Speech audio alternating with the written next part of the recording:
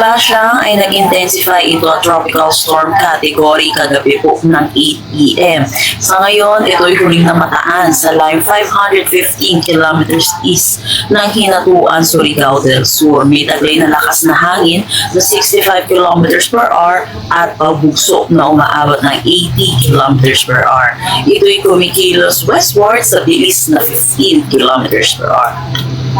Para naman sa ating forecast track dito sa Bagyong Sebastian, naasahan po natin magla-landfall po ito ngayong gabi or bukas ng madaling araw dito po sa eastern section ng Mindanao, kung saan tatawid po ito ng kalupaan ng Mindanao patungo dito sa mga isla po ng Kabisayaan po natin.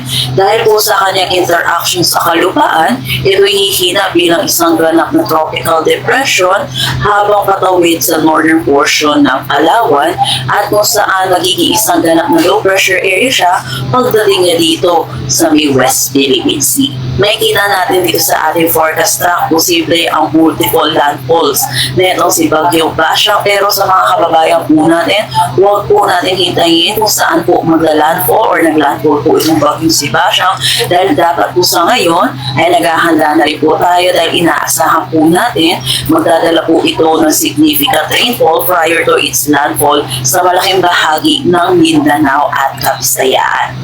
Sa mga tala, makikita din natin yung gray area po natin. Ito po yung ating cone of probability kung saan posible pong dumaan pa po itong bagyo natin si Basyang. So may posibilidad po na magkaroon pa rin po tayo ng southward shift dito sa kanyang forecast lang. So yun po, para sa ating mga kababayan po, dapat naghahanda na rin po tayo dahil sa ulan at yung hangin na dala po nito ni Basyang.